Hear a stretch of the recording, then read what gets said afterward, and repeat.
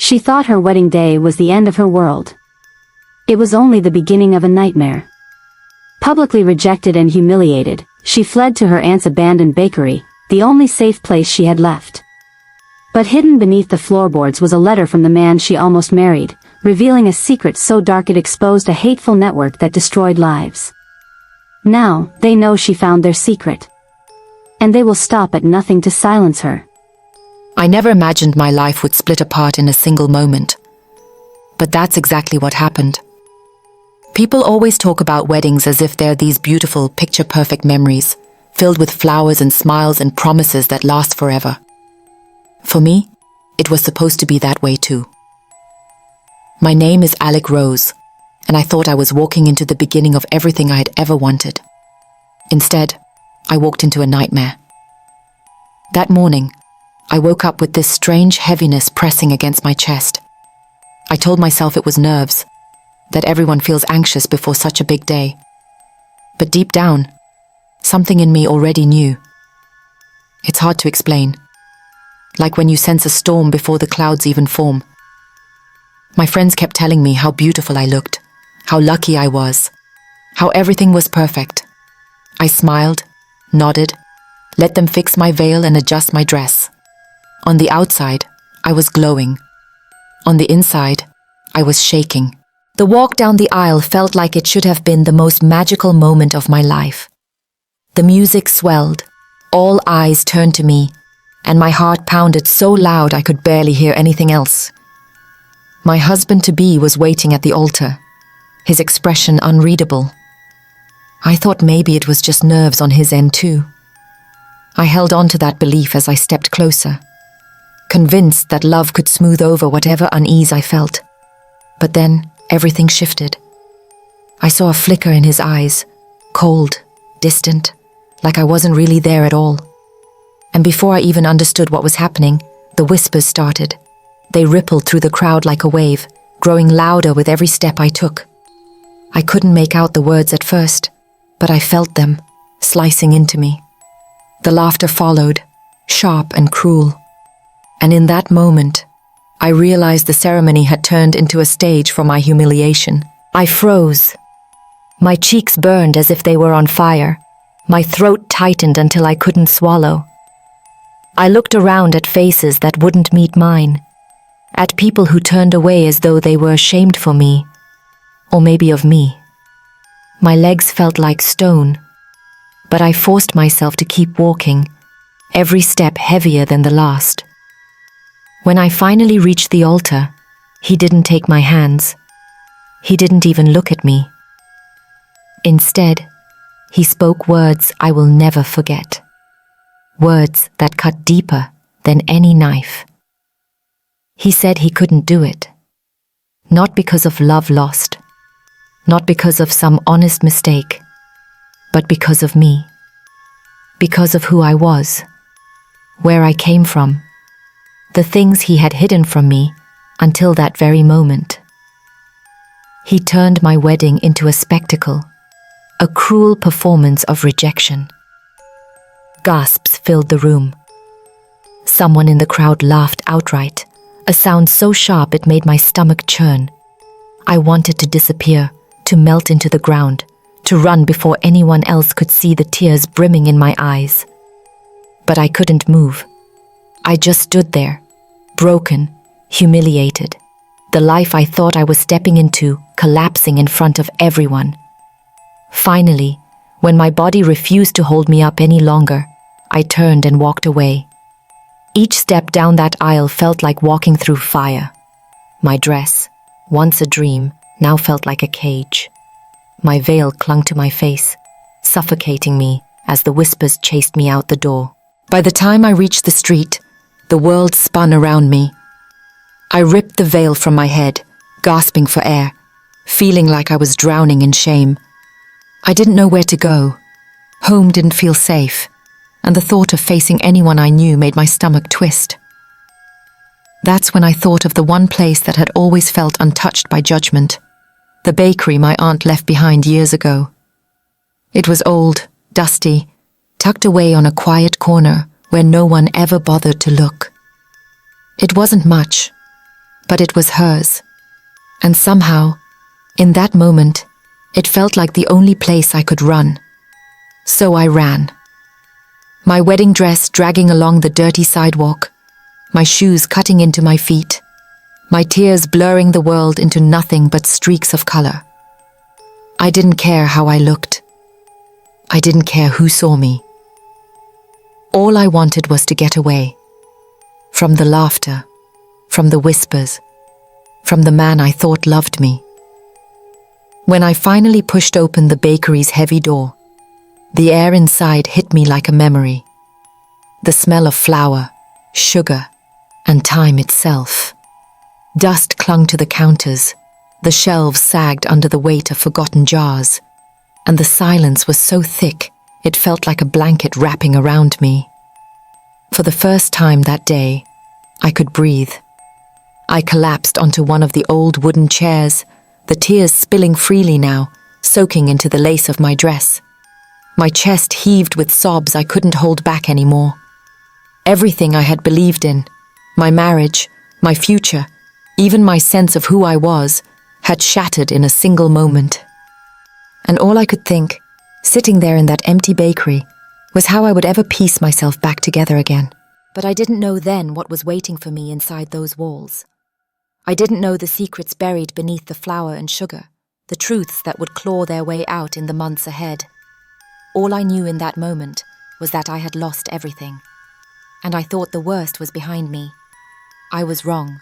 The bakery became my refuge, but at first, it was nothing more than 4 dusty walls where I could hide from the world. I slept on an old cot in the back, the mattress sagging and lumpy, but it didn't matter. It was mine. No one knocked on the door. No one whispered behind my back. No one laughed at me when I woke up crying in the middle of the night. For a while, I convinced myself that survival was enough. Each morning, I swept the floors and tried to scrub away the layers of dust that clung to everything. I told myself it was just cleaning, but in truth, I was trying to scrub the humiliation off my skin, as if polishing the bakery could polish the cracks inside me. By afternoon, the light streamed through the tall front windows, catching in the flour particles that danced in the air. It should have felt peaceful, but it never did. Silence can be its own kind of punishment. I started baking again, not for customers. There were none, but for myself. Bread, simple rolls, old family recipes I remembered watching my aunt prepare. The smell filled the empty space, almost convincing me that the past hadn't completely abandoned me. For a few minutes at a time, I felt normal. But the nights were different. The nights were when the silence grew too loud. That's when the memories came back, sharp and relentless, dragging me back to that aisle, to those whispers, to the look in his eyes as he threw me away like I was nothing.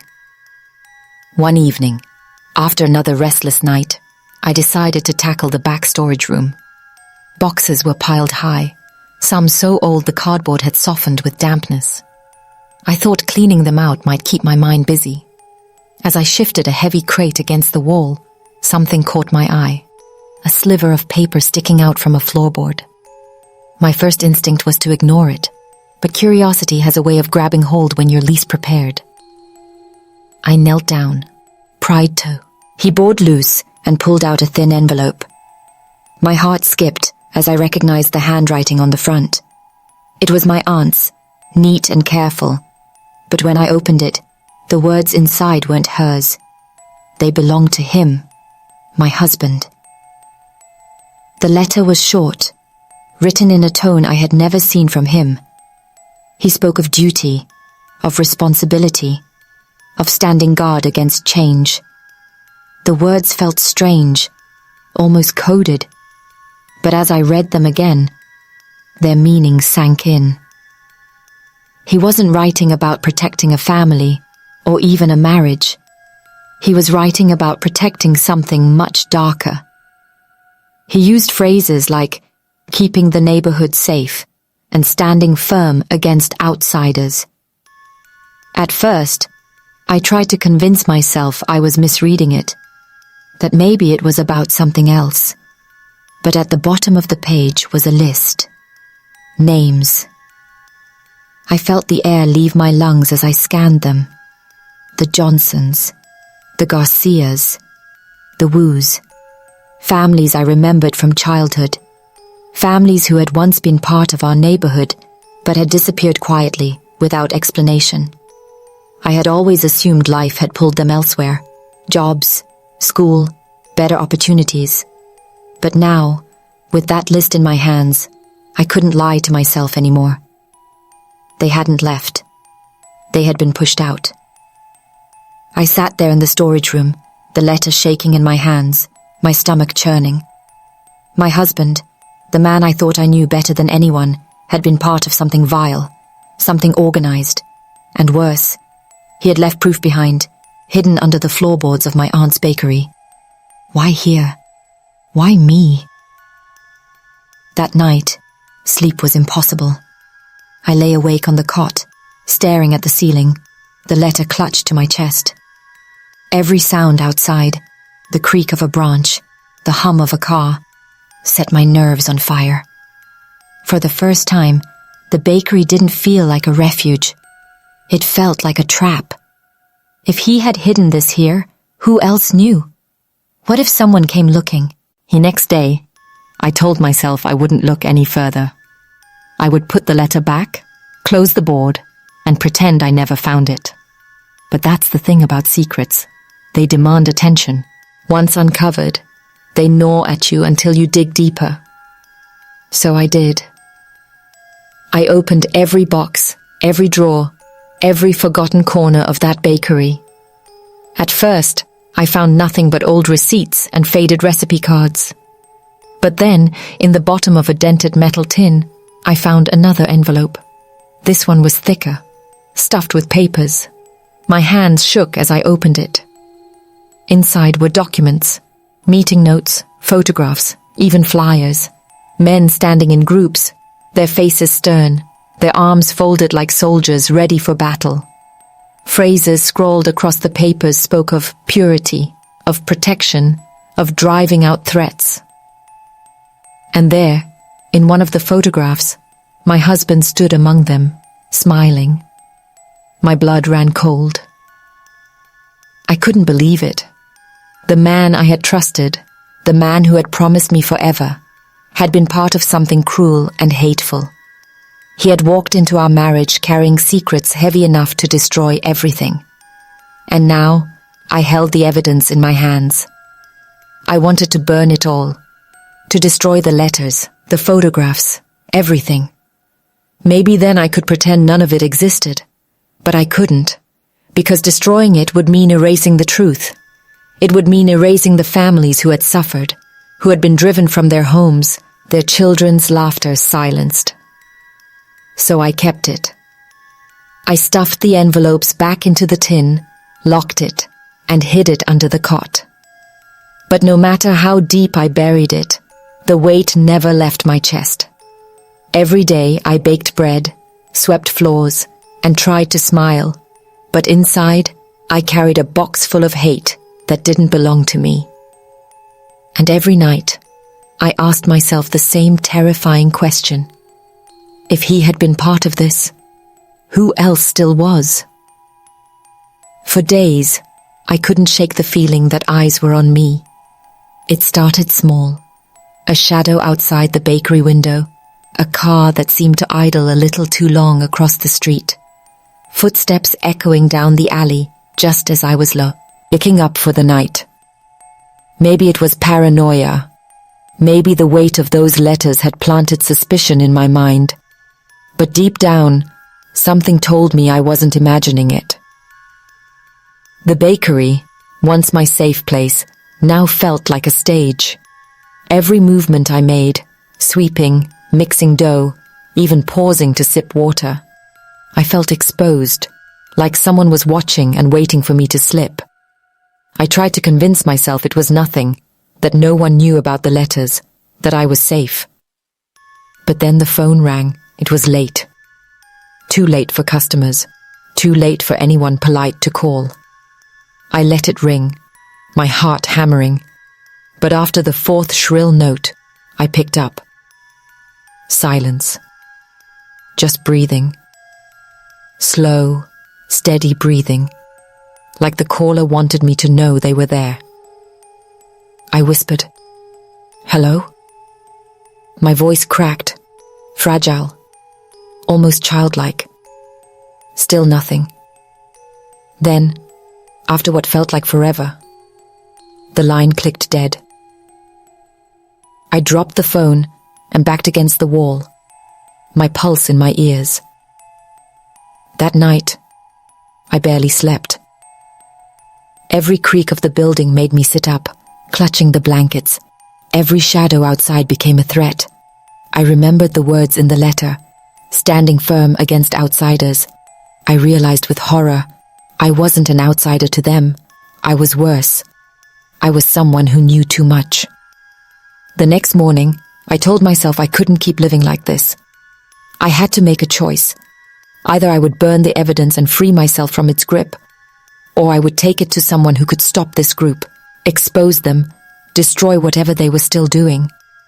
But the thought of walking into a police station with those papers terrified me. What if the police were part of it? What if they had always been part of it? Still, I couldn't sit idle, so I tested the waters.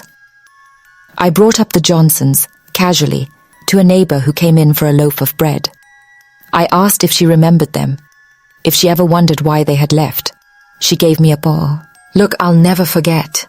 A quick dart of her eyes toward the street, then a forced smile. "People move on," she said, too fast, too sharp. Then she grabbed her bread and left. That night, I found a note slipped under my door. No words, just a single sheet of paper with a symbol drawn in thick black ink. A circle, broken by jagged lines through the middle. I didn't recognize it, but I knew immediately it was a warning. My hands shook so hard I could barely hold the page. Whoever had been watching me knew I had the box. The bakery wasn't safe anymore. I paced the floor until sunrise, torn between running and staying. If I ran, they might follow. If I stayed, they might corner me here. And then another thought struck me. Maybe they were trying to scare me into silence. Maybe they wanted me to destroy the box myself, to erase their secrets for them. That would be easier than breaking into the bakery. But I couldn't do it. I couldn't let their fear control me. Those names, those faces in the photographs, they deserved to be remembered.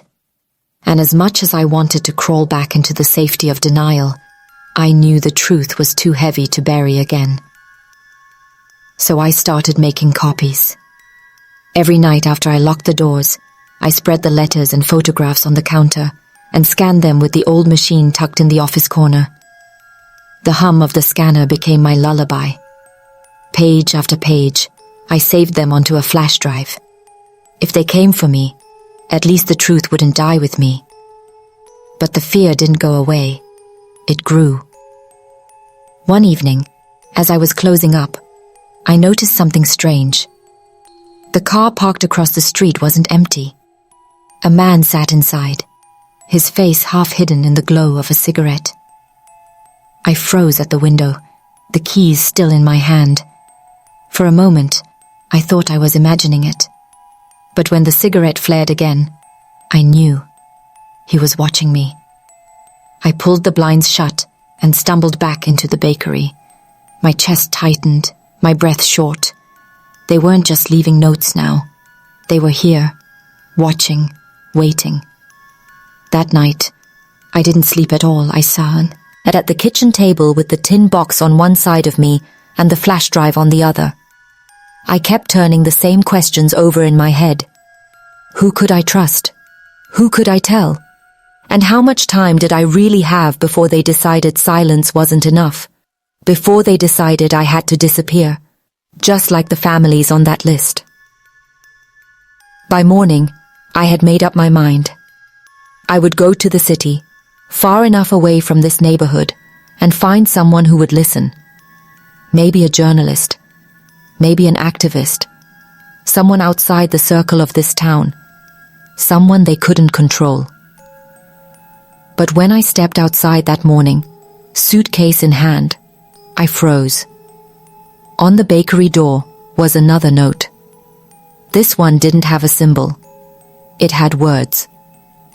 "We know what you found. Stop now." My blood went cold. The world around me blurred. My hands trembled so violently I nearly dropped my bag. There was no more pretending, no more hoping I was just paranoid. They knew. They were watching every move I made. And suddenly, the real question wasn't whether I could expose them. It was whether I could survive long enough to try. When I hung up the phone, my body was still trembling, but something had shifted inside me. Fear hadn't left. I don't think it ever truly would, but it had hardened into something sharper, a resolve. They had ripped through my room, shredded my papers, scattered my life like it was nothing, but I was still here, and as long as I was breathing, their secret wasn't safe.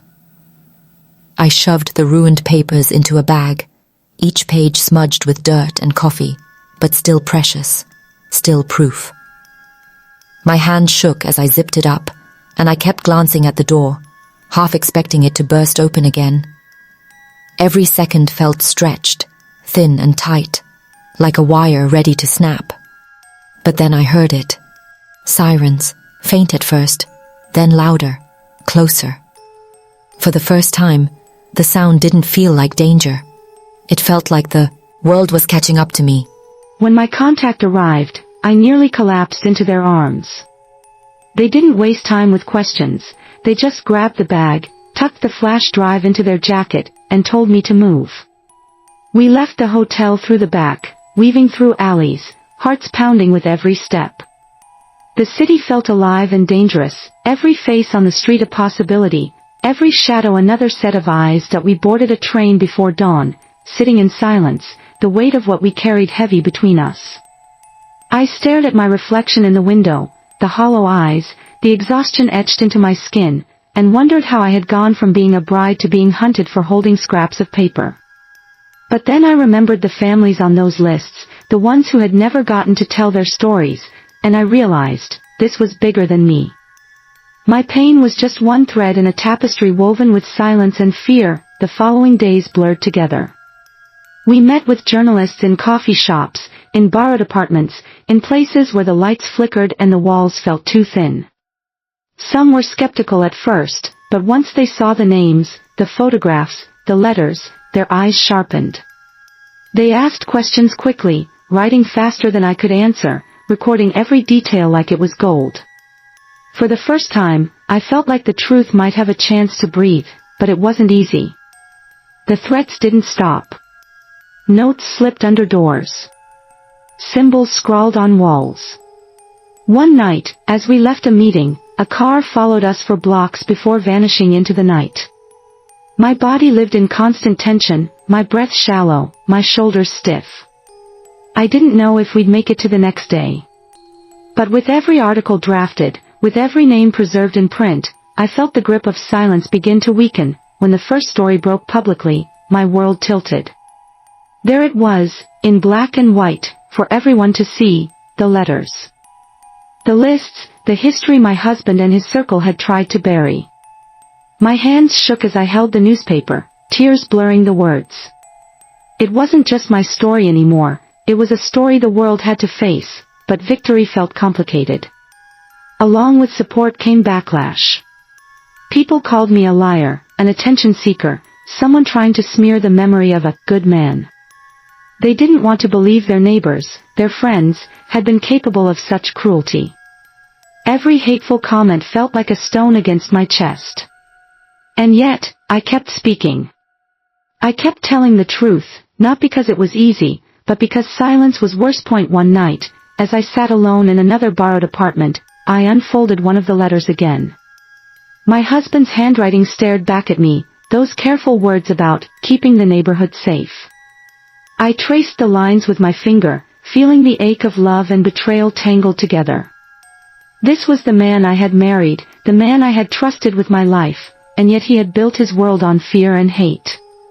The weight of that truth would never leave me. But in exposing it, I had broken the cycle he tried to pass down. The bakery was gone to me now, too dangerous to return, too haunted to reclaim. Sometimes I pictured it, sunlight spilling through the windows, the smell of bread in the air.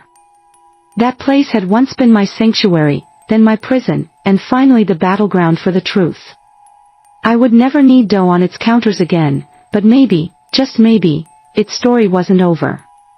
Maybe one day someone else would stand in that kitchen and feel safe again. As the weeks passed, the story spread further. Other families began to come forward, voices breaking through years of silence.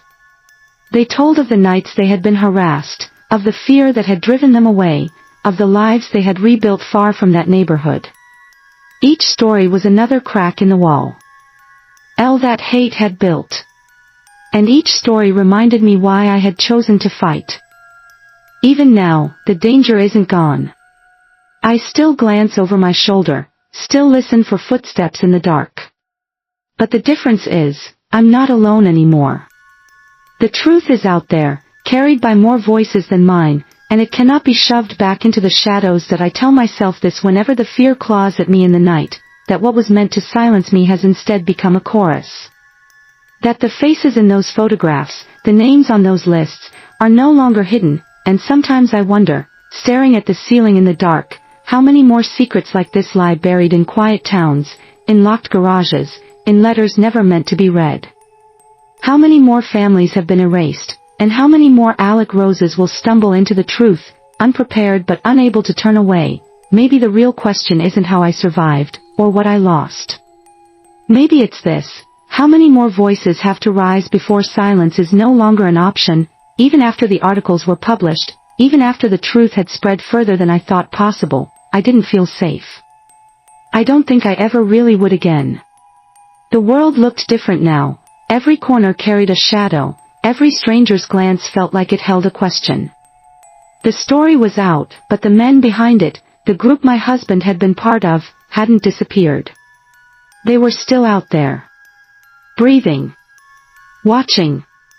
Waiting. The first proof of that came 2 weeks after the story broke. I was walking down a busy street in the city, clutching a paper bag of groceries, when I felt it, that prickling at the back of my neck, the sense of eyes drilling into me. I turned, and in the sea of faces, one stood out. A man in a baseball cap, head lowered, but his gaze was fixed on me. He didn't smile, didn't move closer, didn't need to. His stare was enough.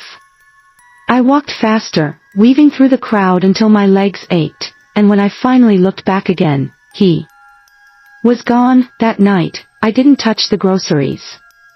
I sat on the floor with the lights off, listening to the hum of the fridge and the thundering of my own heartbeat. Fear had settled into my bones like a sickness, and I wondered how long a person could carry it before it consumed them entirely. But fear wasn't the only thing I carried. There was also fire. More families started reaching out. Some called me, voices trembling as they told me stories of late-night knocks on their doors, of slurs painted on their walls, of threats whispered into their children's ears.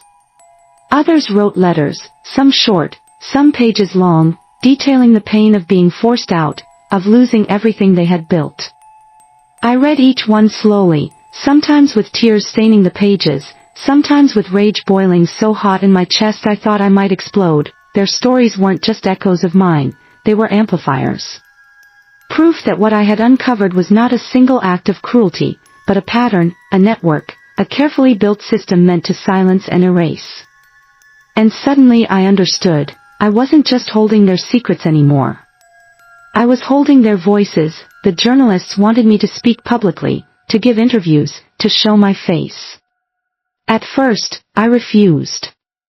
The thought of stepping into the light, of making myself a target even bigger than I already was, terrified me.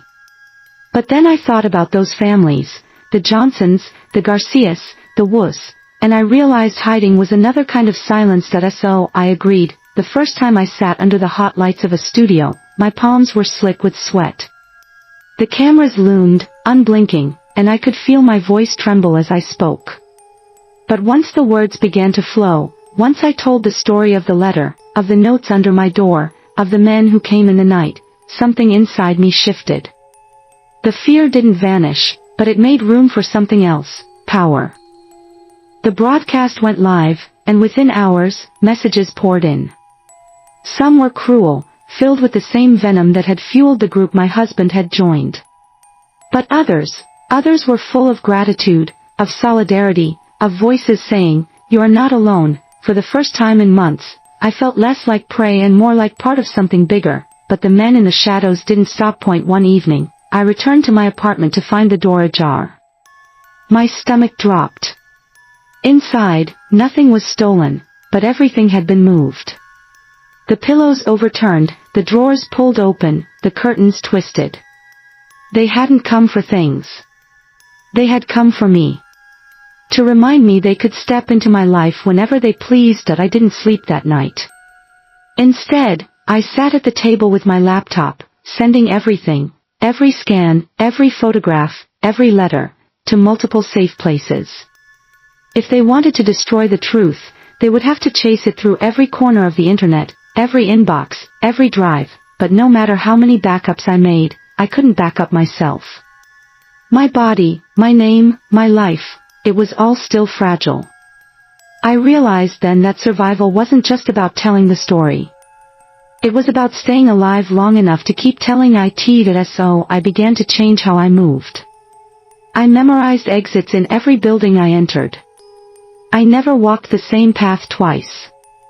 I carried no less than 3 phones, each under a different name. I stopped trusting easily, stopped answering unknown numbers, stopped letting the world see me unguarded, and yet, even with all the precautions, I knew one truth I couldn't escape: they were patient. They could wait longer than me, but maybe patience wasn't my enemy. Maybe it could be my weapon. So I made a decision. I would not just survive. I would dig deeper. If my husband had been part of this, if others in the neighborhood had been part of this, then somewhere there was more. More evidence, more names, more cracks in their armor.